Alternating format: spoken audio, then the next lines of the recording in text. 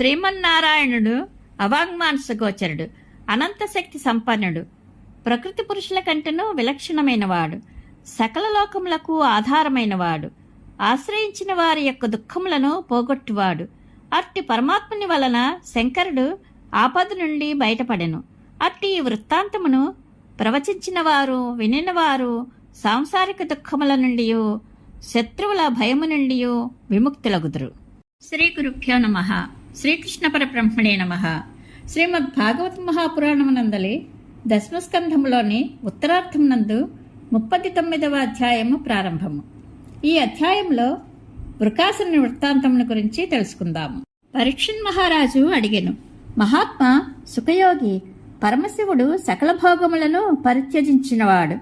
అట్టి పరమేశ్వరుని సేవించినట్టి దేవతలు, అసురులు, మానవులు నిరంతరము నానా విధములగు సంపదలతో వర్ధిల్లుచు సుఖములను అనుభవించుచు ఆనందించుచుందరు.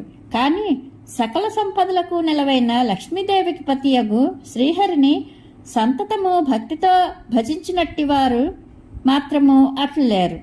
హరిహరులు ఇద్దరును త్యాగభోగ విషయములలో విరుద్ధశీలురు. కాని వారిని భజించి వారికి వ్యతిరేక ఫలితములు దక్కుచుండును. త్యాగి అయిన శంకరుని భజించి వారికి భోగములను, లక్ష్మీపతి అయిన శ్రీ మహావిష్ణువును సేవించి వారికి త్యాగములు మిగుల్చుండును. ఈ విషయమున మాకు తీరని సందేహము కలదు. ఇందులకు గల కారణమును తెలుసుకొనగోరుచున్నాము. శ్రీశకుడు నుడివెను, మహారాజా పరమశివుడు సర్వదా శక్తితో కూడియుండును. ఆయన సత్వరజస్తమో గుణాహంకారములకు అధిష్టాత కావున శివుడు త్రిలింగమని అనబడును. వైకారికము, తైజసము, తామసము అని అహంకారము 3 విధములు. ఈ త్రివిధాహంకారములకు 16 వికారములు గలవు. 10 ఇంద్రియములు, పంచమహాభూతములు, మనస్సు. కనుక ఈ 16 వికారములకు గల అధిష్టాన దేవతలలో ఏ ఒక్కరిని సేవించినను వారికి సకలైశ్వర్యములను ప్రాప్తించును. కానీ శ్రీహరి గుణరహితుడు, సాక్షాత్తు పరమపురుషుడు, ప్రకృతికి అతీతుడు. ఆ ప్రభువు సర్వజ్ఞుడు, అందరి అంతఃకరణములలో సాక్షిభూతుడై ఉండువాడు. ఆ స్వామిని భజించువారు స్వయంగా గుణాతీతులు అగుదురు. పరీక్షణ్ మహారాజా, మీ పితామహుడు ఆయన ధర్మరాజు అశ్వమేధాది యాగములను పూర్తి చేసిన పిదప శ్రీకృష్ణ భగవాని నుండి పెక్కు ధర్మములను వినిచుండెను. అప్పుడు ఆ మహారాజు నీవడిగిన రీతిగానే శ్రీకృష్ణుని ప్రశ్నించెను. మహారాజా, శ్రీకృష్ణుడు సర్వశక్తిమంతుడైన పరమేశ్వరుడు. అతడు లోక కళ్యాణము కొరకై యదువంశమున అవతరించెను. ఈ విషయమును వినుటకు కుతూహలపడుచున్న ధర్మరాజు నెడల ప్రసన్నుడై సంతోషముతో ఆ స్వామి ఇట్లు పలికెను. రాజా, నేను అనుగ్రహింపదలిచిన వాని యొక్క సంపదలను క్రమముగా హరించివేయుదును. అంతటా అతడు దుఃఖ పరంపరకు లోనగును. స్వజనులు, బంధుమిత్రులు అట్టి నిర్ధనుని ఏమాత్రము సరకుగొనక త్యజింతురు.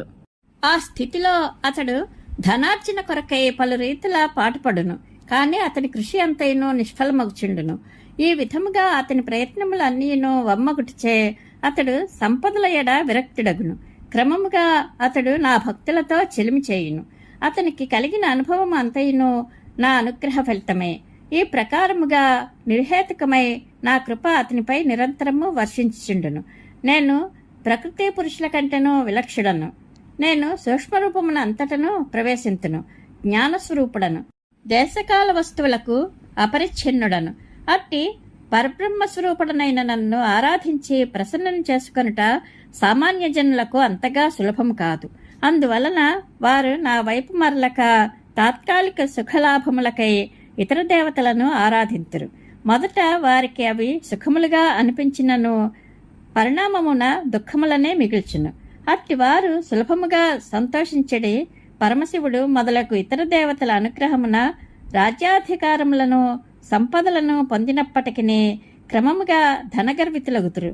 అంతటా వారు మదోన్మత్తులై తమకు వరములను ప్రసాదించిన దేవతలను విస్మరించుటయేగాక వారి ఎడ చులకన భావము వహింతురు. శ్రీశకుడు వచించెను, రాజా, బ్రహ్మ, విష్ణు, మహేశ్వరులు ముగ్గురును నిగ్రహానుగ్రహ సమర్థులే. కాని ఆ త్రిమూర్తులలో బ్రహ్మదేవుడు, పరమశివుడు శీఘ్రముగా ప్రసన్నులై వరములను ఇత్తురు. అట్లే కుపితులై శపింతురు కూడా. శ్రీ మహావిష్ణువు మాత్రము అట్లు కాదు. ఈ సందర్భమున మహాత్ములు ప్రాచీనమైన ఈ ఇతిహాసమును ఉదాహరణముగా పేర్కొంచుందరు. ఒకసారి శంకరుడు వృకాసురునకు వరమునిచ్చి చిక్కులు పాలయ్యను. శకుని అను దానవుని కుమారుడు వృకాసురుడు.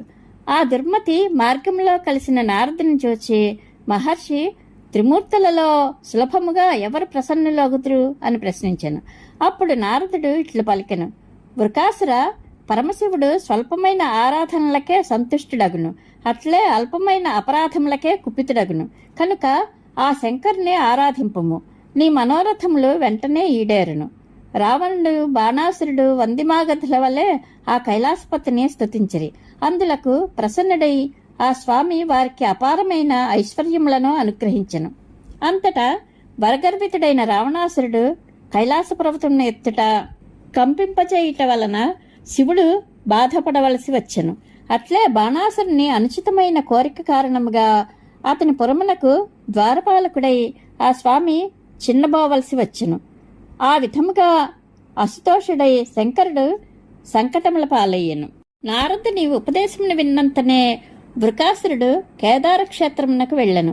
అచ్చట అతడు తన శరీరం యొక్క మాంసఖండములను అగ్ని ద్వారా శంకరునకు ఆహుతులుగా సమర్పించెను. ఈ విధముగా అతడు 6 దినములు ఉపాసించినను ఆ కైలాసపతి దర్శనము లభింపకుండెను. అంతటా అతడు మిగుల నిర్వేదమునకు లోనయ్యెను. 7వ దినమున ఆ రాక్షసుడు కేదార తీర్థమున స్నానమనర్చి నిశితమైన ఖడ్గముతో తడిసియున్న తన శిరస్సును ఖండించి ఆహుతి ఎనర్చుటకు సన్నద్ధుడయ్యెను. సాధారణముగా ఆత్మాహుతికి పాల్పడిన వారి విషయమున లోకులు ప్రవర్తించినట్లు పరమశివుడు వృకాసురుని రక్షింపదల్చెను. వెంటనే మిగుల కరుణాళువైన శంకరుడు అగ్నిగుండము నుండి దేదీప్యమానుడై వెలువడెను. పిమ్మట ఆ మహాదేవుడు తన 2 చేతులతో వృకాసురుని బాహువులను పట్టుకుని అతనిని ఆత్మాహుతి ప్రయత్నము నుండి నివారించెను. ఆ పరమశివుని యొక్క పవిత్ర కరస్పర్శతో వృకాసురుని అవయవములన్నీను సంపూర్ణముగా యథాస్థితికి చేరెను. నాయనా, చాలు చాలు, ఇక ఆత్మాహుతి హోమమును చాలింపుము. నీకు ఇష్టమైన ఒక వరమును ప్రసాదించెదను, కోరుకొనుము.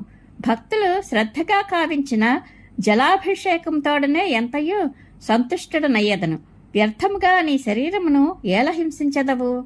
అంతటా మహాపాపాత్ముడైన ఆ వృకాసురుడు, నేను ఎవరి శిరస్సుపై నా చేతిని ఉంచెదనో అతడు వెంటనే మరణింపవలెను అని ప్రాణులకు భయావహమైన వరమును ప్రీతితో ఆ మహాదేవుని కోరుకొనెను.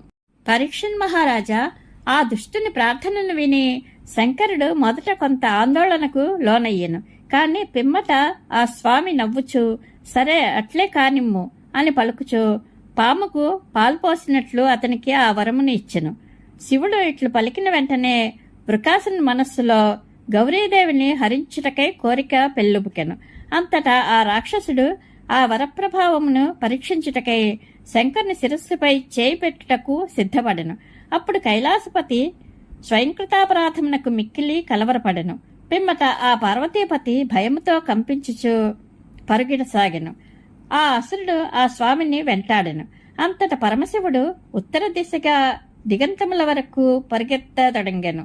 ఇంకనూ ఆ రాక్షసుడు వెంబడించుచుండుటచే ఊర్ధ్వలోకములకు పరుగులు తీసెను.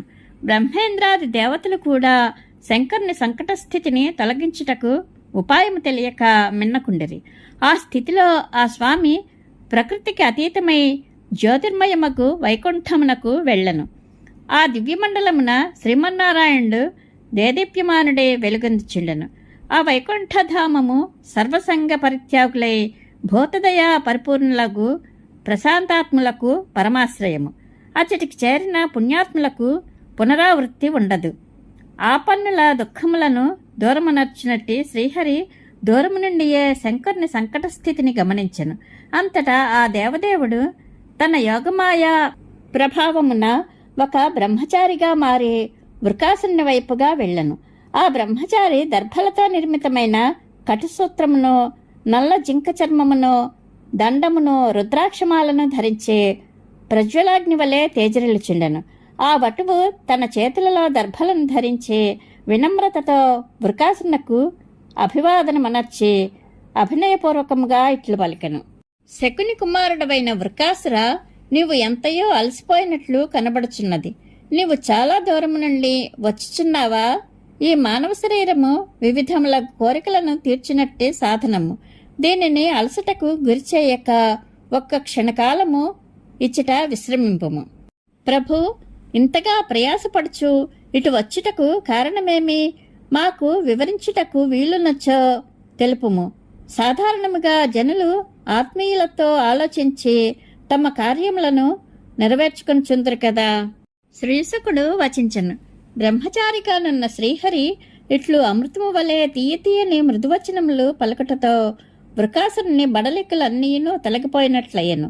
అంతటా వృకాసురుడు ఇంతవరకును జరిగిన వృత్తాంతమును, తాను తపస్సు చేయుట, పరమేశ్వరుడు ప్రత్యక్షమై వరమును ఇచ్చుట, దాని ప్రభావమును తెలుసుకొనుటకే తాను శంకరుని వెంబడించుట మొదలగునవన్నీయును పూర్తిగా వివరించెను. పిమ్మట శ్రీహరి ఇట్లు నుడివెను.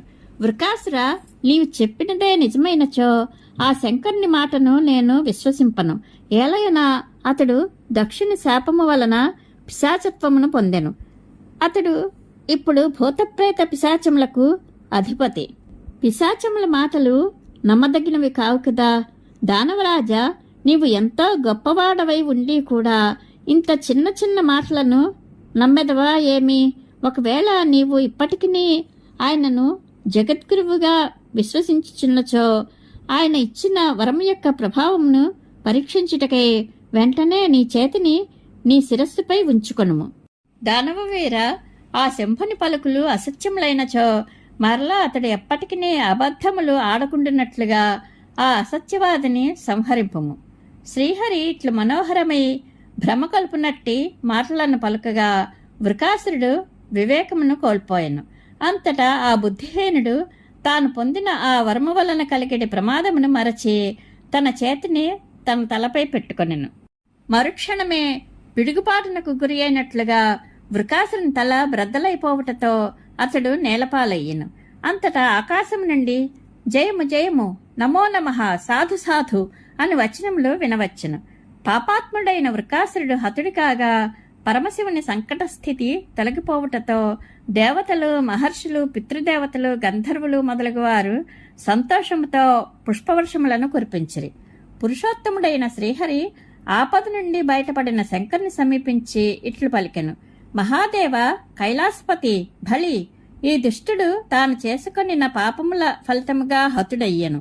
పరమేశ్వర, మహాత్ముల ఎడ అపరాధములకు పాల్పడినవాడు ఎవడు క్షేమముగా ఉండును? అందున లోక కళ్యాణకారకుడవు విశ్వేశ్వరుడవు అయిన నీకు హాని తలపెట్టినవాడు ఎవడు బాగుపడును? శ్రీమన్నారాయణుడు అవాంగ్మానస గోచరుడు, అనంత శక్తి సంపన్నుడు, ప్రకృతి పురుషుల కంటెను విలక్షణమైనవాడు, సకల లోకములకు ఆధారమైనవాడు, ఆశ్రయించిన వారి యొక్క దుఃఖములను పోగొట్టువాడు. అట్టి పరమాత్ముని వలన శంకరుడు ఆపద నుండి బయటపడెను. అట్టి ఈ వృత్తాంతమును ప్రవచించిన వారు, వినినవారు సాంసారిక దుఃఖముల నుండి, శత్రువుల భయము నుండి విముక్తులగుదురు.